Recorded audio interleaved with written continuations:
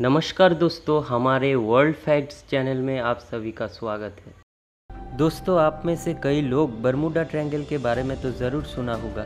Bermuda triangle उत्तर पश्चिम Atlantic महासागर का एक क्षेत्र है जिसमें विमान, जहाज या कोई भी चीज़ अगर गुजरता है तो उसका कोई नामो निशान नहीं मिलता है। कई लोग इन घटनाओं को भौतिक मानते हैं तो कई लोग ये भी मानते हैं कि इसमें एलियन का कब्जा है, और कुछ लोगों का तो दावा है कि यहाँ पर शायद अटलांटिक का शहर डूब गया था। आज हम आपको बरमूडा ट्रायंगल के बारे में ऐसे ही कुछ इंटरेस्टिंग बात शेयर करने वाले हैं। दुनिया में सिर्फ एक ही आदमी है जो बरमूडा ट्रायंगल से कैसे बचकर वापस आया, हम ये भी आप लोगों को हमारे इस वीडियो में बताने वाले हैं। बरमूडा ट्रायंगल पर आज तक बहुत सी अजीब घटनाएं घट चुकी है। आज से करीब 101 साल पहले अमेरिका का एक जहाज बरमूडा ट्रायंगल पर गुजरते समय अचानक गायब हो गया था। उस शिप के अंदर 11,000 किलो कोयला और 300 पैसेंजर मौजूद था।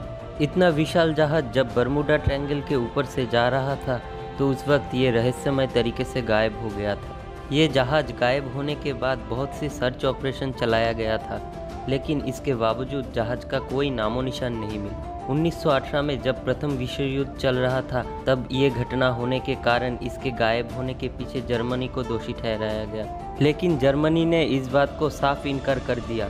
ये जहाज इतना भारी होने के वजह से डूब गया था। कई लोग उस समय ये मानने लगे। ये दोनों ही बात अगर सच है तो बरमूडा ट्रायंगल को इतना रहस्यमय क्यों माना जाता है। ये बात है सन 1945 का, जब 5 अमेरिकी पायलट अपने फाइटर जेट को प्रैक्टिस के लिए उड़ा रहे थे। तब वो सभी जेट बरमूडा ट्रायंगल के ऊपर से जा रहे थे। उसके कारण फ्लाइट 19 गायब हो गया था। ये घटना होने के बाद पांचों प्लेन को ढूंढने के लिए अमेरिका ने जब 13 लोगों के साथ एक और प्लेन को बरमूडा ट्रायंगल पर भेजा, तब वो प्लेन भी रहस्यमय तरीके से गायब हो गया था। इसके बाद बहुत से सर्च ऑपरेशन चलाने के बावजूद कोई सबूत नहीं मिला। समुद्र के तल से कई जहाज का मलबा मिला था, लेकिन ये उन 6 प्लेन में से किसी के साथ भी मैच नहीं कर रहा था। आज तक उन सभी प्लेन का कोई नामो निशान नहीं मिला और ये एक रहस्य बनकर ही रह गया।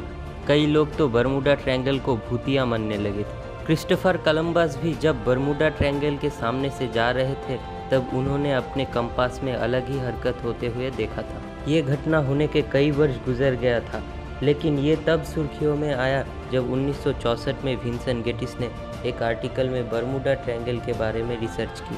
तब उनके आर्टिकल से ये घटना सामने आया कि बरमूडा ट्रायंगल पर एक अलग ही दुनिया बसती।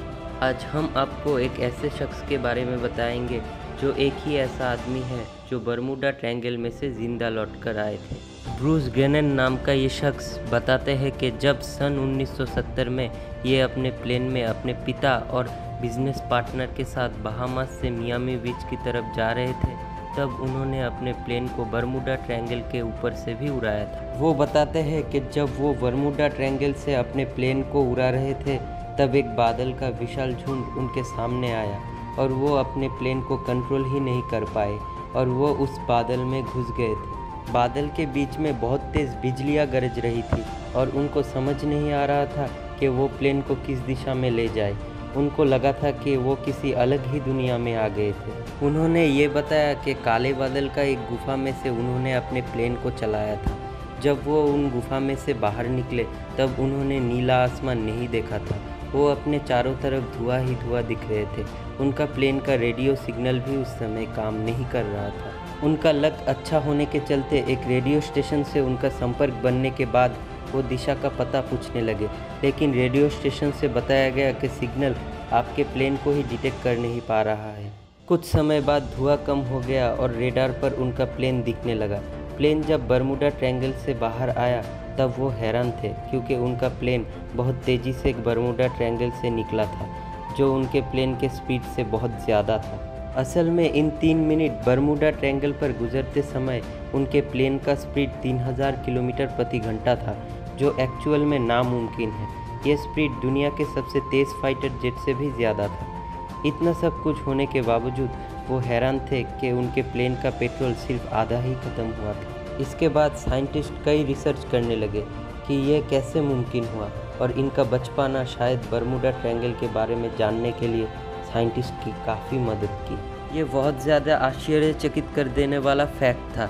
इसका जवाब किसी भी साइंटिस्ट के पास नहीं है। रिसर्चें चल रही है, आखिर वहाँ पर क्या हुआ होगा। अलग अलग साइंटिस्ट की अलग अलग थ्योरीज भी सामने आने लगी है। कई साइंटिस्ट बोलते हैं कि जब वो लोग बता रहे कि वहाँ पर बिजली कड़क रही थी तब कोई मैग्नेटिक फील्ड बन रहा होगा, जिसकी वजह से इनकी स्पीड और ज़्यादा तेज़ हुई होगी। कई साइंटिस्ट तो टाइम ट्रैवल की थ्योरीज पर भी काम करने लगे थे। उनका बोलना है कि अगर ऐसा पॉसिबल हुआ है तो इसका मतलब है कि टाइम ट्रैवलिंग भी पॉसिबल है।